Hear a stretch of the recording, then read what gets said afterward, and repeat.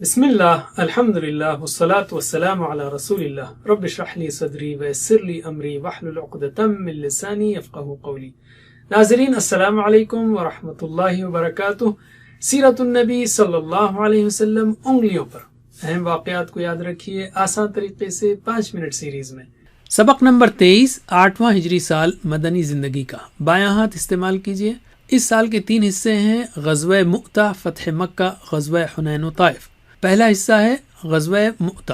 مؤتہ آج کے اردن میں ایک جگہ کا نام ہے۔ سن 8 ہجری میں رسول صلی اللہ علیہ وسلم کے ایک سفیر کو جو بصرہ کے حاکم کے پاس جا رہے تھے، قیصر روم کے گورنر نے گرفتار کر کے شہید کر دیا۔ یہ گویا اعلان جنگ تھا، چنانچہ رسول اللہ نے اس علاقے کی جانب اپنا لشکر بھیجا۔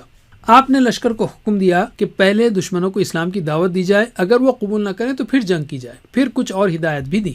ادھر سے رومی بادشاہ ہرقل نے 1 لاکھ کی فوج بھیجی اور عرب کے 1 لاکھ افراد بھی اس کے ساتھ ہو گئے۔ مؤتہ کے مقام پر 3000 صحابہ کا 2 لاکھ کی فوج سے زبردست مقابلہ ہوا۔ رسول اللہ نے حضرت زید، جعفر اور عبداللہ رضی اللہ عنہم کو لشکر کا کمانڈر بنایا تھا۔ ایک ایک کر کے تینوں حضرات شہید ہو گئے۔ پھر حضرت خالد بن ولید رضی اللہ عنہ نے لشکر کی کمانڈ سنبھالی اور کافی بہادری سے لڑائی کی اور ایسی جنگی چال چلی کہ دشمن مرعوب ہو گیا اور اسلامی لشکر کامیابی کے ساتھ پیچھے ہٹتے ہوئے مدینہ واپس لوٹا۔ جب 3000 صحابہ کی فوج نے اللہ کے بھروسے 2 لاکھ کی فوج کا سامنا کیا تو رومیوں پر مسلمانوں کی دھاک بیٹھ گئی، اور یہی معرکہ آگے چل کر رومی علاقوں مثلا شام، اردن، فلسطین، مصر وغیرہ کی فتوحات کا سبب بنا۔ اسباق و عمل۔ آج ہمارے سامنے دوسری طرح کے بھیانک چیلنجز ہیں۔ مسلمانوں میں دینی و دنیاوی علوم سے دوری ہے، اخلاقی گراوٹ ہے، شادیوں میں جہیز و بیکار رسمیں ہیں، اور دوسری طرف اسلام و فوبیا کا طوفان چل رہا ہے۔ شدید غلط فہمیاں پھیلائی جا رہی ہیں۔ ان سے نمٹنے کے لیے پلان بنائیے، خود کے وقت کا بہترین استعمال کیجیے، مسلمانوں کی کسی جماعت کا حصہ بنیے، پیسہ، وقت اور صلاحیت لگائیے۔ علم۔ دوسرا حصہ، فتح مکہ۔ صلح حدیبیہ میں قریش نے اس بات پر معاہدہ کیا تھا کہ فریقین آپس میں ایک دوسرے کے حلیف کے خلاف حملہ یا زیادتی نہیں کریں گے۔ حلیف یعنی الائی۔ اس معاہدے کے بعد قبیلہ بنو خزاعہ رسول صلی اللہ علیہ وسلم کے ساتھ ہوا تو قبیلہ بنو بکر قریش کے ساتھ ہو گیا۔ مگر بنو بکر نے جب بنو خزاعہ پر حملہ کیا تو قریش نے ان کا ساتھ دیا اور معاہدے کی خلاف ورزی کی۔ قریش کو یہ احساس بھی ہو گیا تو انہوں نے معاہدے کی تجدید کی کوشش کی مگر ناکام رہے۔ رمضان سن 8 ہجری میں بنو خزاعہ کی حمایت میں رسول اللہ صلی اللہ علیہ وسلم تقریباً 10,000 صحابہ کا لشکر لے کر مکہ کی طرف نکلے۔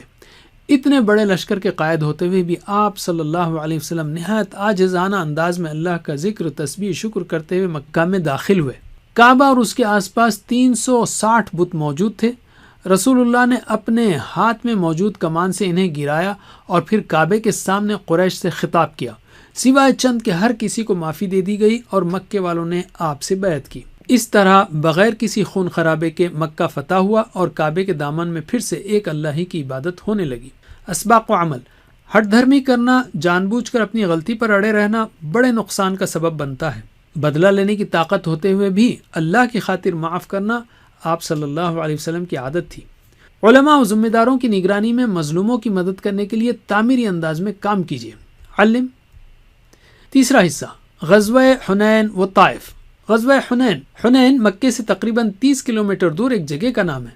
فتح مکہ کے بعد بھی بعض ہٹ دھرم قبیلے مثلا حوازن، ثقیف وغیرہ نے مسلمانوں پر حملہ کرنا طے کیا۔ آپ صلی اللہ علیہ وسلم نے 12,000 مسلمانوں کا لشکر لیا اور حنین کی طرف کوچ کیا۔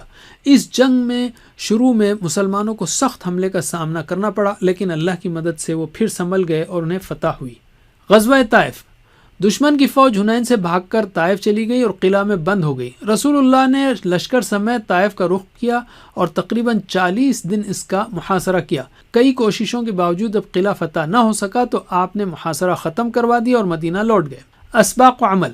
کبھی بھی اپنی تعداد یا اسباب پر فخر نہ کریں بلکہ اللہ کی مدد پر نگاہ ہو۔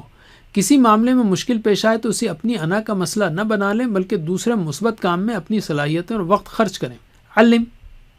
اب لیتے ہیں ہم قرآن کو۔ دوسرے دور یعنی 6 سے 8 ہجری میں 7 صورتیں نازل ہوئیں، 2 پاروں کے برابر۔ 6 اور 26 کو یاد رکھیے۔ اور 8 ہجری میں ممتحنہ و تحریم نازل ہوئی۔ ان صورتوں کو سمجھ کر پڑھیے تاکہ تلاوت بھی جاندار ہو اور زیادہ سے زیادہ فائدہ ہو۔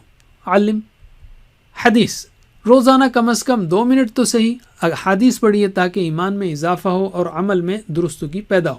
آج ہم نے سیرت کے 8ویں ہجری سال کے 3 اہم موضوعات سیکھے۔ بائیں ہاتھ کی تیسری انگلی پر ان کی مشق کیجیے۔ غزوہ مؤتہ، فتح مکہ، غزوہ حنین و طائف، یا مختصراً مؤتہ، مکہ، حنین۔ وجزاکم اللہ خیر۔ کوئز کرنا مت بھولیے۔ والسلام علیکم ورحمۃ اللہ۔